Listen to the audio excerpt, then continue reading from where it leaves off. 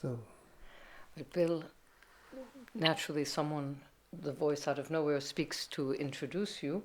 In the name of Holger Zaborowski and Alfred Denke, and everyone here, Tracy Strong is also here, but everyone who's also here at Messkirch for this fifth, it's not annual, but intermittent Heidegger conference. And you've been here before to this conference, yes. and it's a great privilege and a good thing that you're back. We were talking a little earlier, and I'm thrilled that you agreed to this, about some questions that you yourself would like to address, some things that you yourself might want to talk about with regard to different definitions of being, different sense of being. You mentioned, and I was very intrigued by that, transcendence. Yeah. So maybe you might say something to us, hard as that is, about that. Sure, if I can say what I can. Obviously, I'm grateful for the reception that's been accorded here, especially for the work of Albert and all of those who cooperated with this coming together. I think of a visit like this in comparison with other visits here and earlier visits with Heidegger himself back in the 50s when the work I have done myself was being fabricated. And I noticed one thing about the new approach that seems to have been taken, or what has been called a new paradigm. And I'm puzzled by the new paradigm because possibly simply because of its newness. But in particular, I find in the conversation both here and elsewhere certainly in the States and elsewhere as far as I know in Europe, a certain lack of what in the early days was called transcendence. In the very early days, it's an old world that goes way back. But in my first exposure to Heidegger, that indeed was what impressed me most. I had struggled with the text myself all alone in a foreign language and in a foreign mind, and got nowhere with being in time. And then the director of my work, to whom I reported this, suggested that, well, actually he found the best way to being in time was through the Kant book, that is the Kant and the foundation of metaphysics. And she said, especially the fourth part. So it was at his suggestion then I took that route and began with, first of all, reading the Kant book, where I got some sense of what it meant to think about the foundation of metaphysics and ontology, and also to appreciate what Heidegger had meant by Wiederholung, because in the fourth section of the book, by introducing the fourth section of the book, he spoke of his work as a Wiederholung. And my first question is, how do you translate Wiederholung? Obviously, we could speak of it simply as a repetition.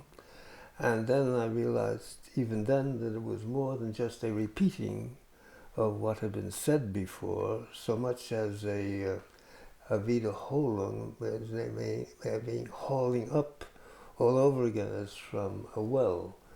Water freshly, but the same water, so to speak, as had been there for a long time. And that is what he called, or what I understood him to call, by transcendence. That is to say, a hauling up all over again of an experience of being, which goes back to his initial question, namely reading Aristotle and die mannigfaltige Bedeutung von Seiendem in Aristoteles. And it was there that the notion of transcendence appeared to me, going back again to the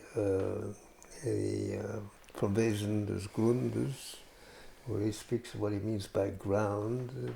Obviously there is an Übersteigen there that could only be called a transcending, which supposed that the experience of being supposed in Dasein a transcending of the human thing towards something that was beyond the compass of the human thing as such, which he called Übersteigen, and therefore was, for me, a notion of transcending. I appreciated the difficulty of the word, and I could understand why it became distasteful even for him. But that notion of Dasein as a transcending to being, experienced initially as the world itself and the world as such, but then even conditioned by a certain horizon within which the world was encountered. And that notion of Dasein as transcending to being, understood first of all as world, that characterizes his early effort. And what I find missing is in the contemporary discourse is a comparable insistence on Dasein as a transcending to what became for him simply the open, and therefore an understanding of what is encountered in the open, and other things were lit up, so to speak, from the inside by the very openness in terms of which they were encountered, which openness then became more formalized in what we can understand now as the later Heidegger. So that's what I notice in the contemporary discourse, and what intrigues me, how it could be lost, given the ardor, the care that is given to the scholarship that has followed upon that time.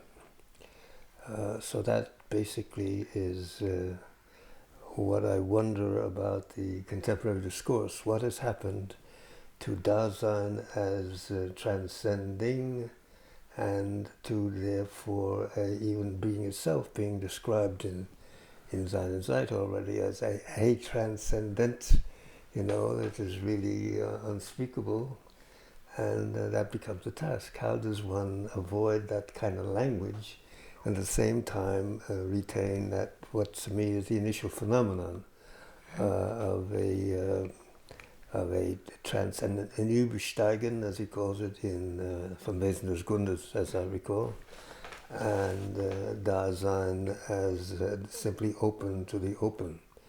And that includes the entire problem, it seems to me, of not only the so-called being question, but the relationship between Dasein as Lichtung and Sein itself as Lichtung. And that's where the current problem is I'm familiar with it as it's posed actually at the moment in the question about what does the Lichtung mean, and what is the relationship of the human aspect of, or the human dimension of the Lichtung and the Lichtung as such. That seems to me to be fogged up by the disregard of the notion of transcending, as Dasein as transcending, as the Sein is the to be, Sein, das Sein des Daseins ist zu sein. That's very interesting. That lets one raise some questions about Dasein's ontological excellence, obviously, but it is also maybe illuminating what you've just said on the reasons for dropping maybe that attention, because we tend now to understand. I just came from a doctoral exam on Levinas and asked about questions of transcendence, only to get a very good answer, but which defined Heidegger as a complete existentialist, where one is intentionality, one is ahead of oneself. But you can get that from Augustine, so one was wondering about that. So something something has maybe been lost in the more existential interpretations of Heidegger. Heidegger himself complained about that. So maybe you're pointing us in the right direction. Well, it seems to me to be basic to the initial problem of Heidegger, and then still fresh and continually refreshed as a question by the contemporary discourse that forgets that dimension of Heidegger's thought all over again, it seems to me, namely Dasein as essentially not a there being, as I tried to interpret it once, and realized the poverty of that as a translation, but I was trying to put into English what was in the German in a clumsy way, and but which I would now call not so much as a there being, but a where being. That is to say, that moment among beings in terms of which Sein as such, or through which Sein itself is mediated or instantiated, in which it's instantiated. And I think that affects any attempt to speak seriously about a relationship between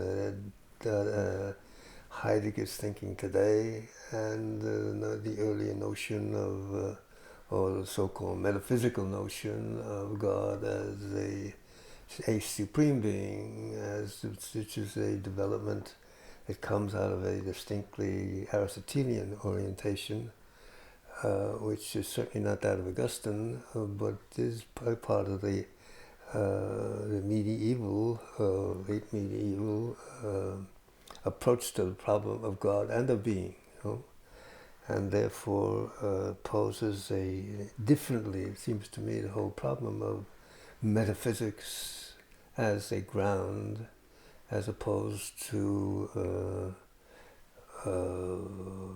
Seinsdenken as a ground for both metaphysics and the more practical aspects of human intercourse, such as we have right now. We're surrounded by books and surrounded by history, and here we are. Can I'm invited to bring up, speaking to the question of God, and one's careful about the question of God, but you yourself are, of course, a Jesuit, a priest, and I think committed to that. And sometimes this is a question which comes up because Heidegger was almost the same. And so there is always, sometimes also a suspicion of so many Catholics, especially in Germany. It's a funny thing. Germany, it's hard. You can't quite. I mean, it's okay to be anti-Catholic, we know, but Catholicism is sometimes used as a reproach, and it is also a box, so that you can say, well, that's just a certain Catholic philosophy. Now, and I think when Holger Zaborowski gave his talk, very intriguing discussions about Schelling, showed that that's very live and well. That same way of thinking still remains. Could you tell us something about how you resolve for yourself these questions as you live and work, because you have been really careful to respect Heidegger's own care about that? Well, I've been asked this question before, and my only solution to it, or answer to it, is a kind of cerebral, if you wish. But what impresses me most about the Gospels and the sciences in general, and philosophy in particular, is they all constitute a search for truth. And for me, the model of truth sounds pretentious to put it that way, but it's what has always struck me, is the image we have in the Gospel of Jesus before Pilate, and where he, in answer to Pilate's question, in effect, who are you, and his uh, but this was I born, and this I came into the world to bear witness to the truth. And anyone who is of the truth hears my voice. I think that's the literal translation. I prefer to understand it this way, that my being is I am the truth, insofar as I do the Father's will, but I am the truth. And anyone who is of the truth, in the sense of committed to truth, is committed to what I represent. And therefore the translation would be, for my understanding of it, is anyone who is of the truth, who seeks the truth, and listens to the truth, it is my voice that he hears. So I think any honest search for truth, with all that demands in its highest form, is a search for that to which the Jesus who fell the foundation, who is the foundation of certainly Christianity as a religion.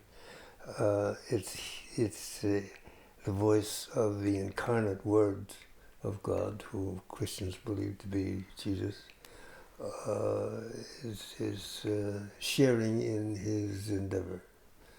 So my thought in approaching philosophy is to try and discern the truth of thinkers, rather than find out the limits of that truth.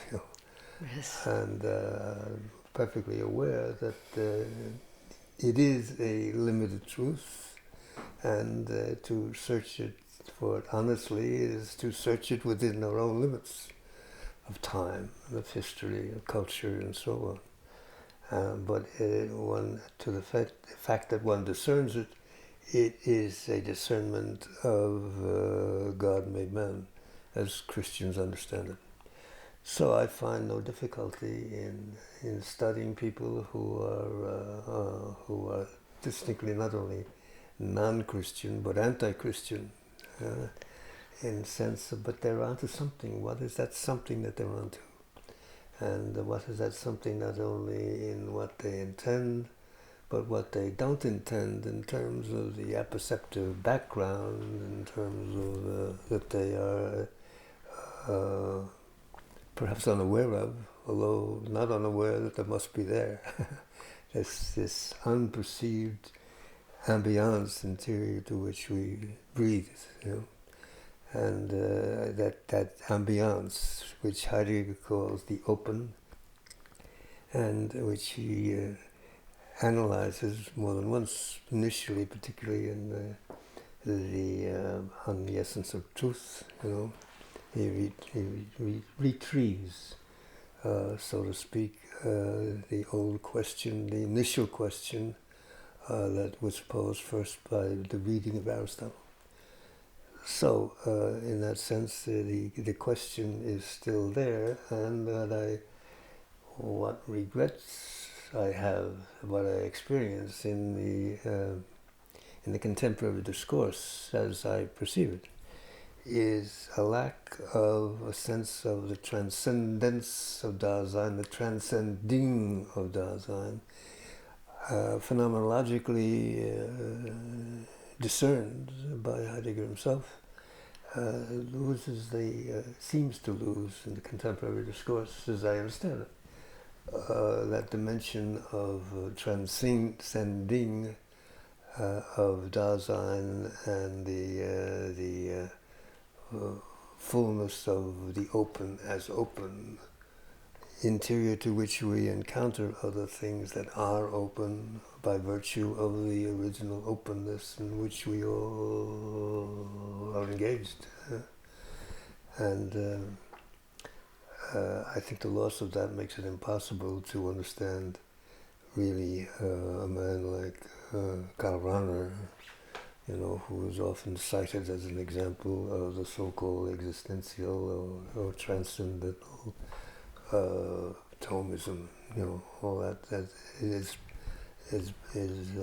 sort of transcended itself, into a deeper question about how is it possible for the translated into English, well, to be. We get as far as present sing, but to be come down to an is, That, I think, is the essential question that Heidegger poses. Dasein as a to be, as not an abstraction, but a transliteration of the verb. It's to be, and that's his question. What is it? What is to be? And how does to be pass into, or how would it transform to, in its instantiation, into an is? Whether that is be in classical Aristotelian form, supposing a super is, and how do you understand to be without making it a super is, And that's the question about the ontological difference, so far as I understand it, And it's just as alive in the discussions here as it was the last time we were over here, and as it was in the beginning for Heidegger.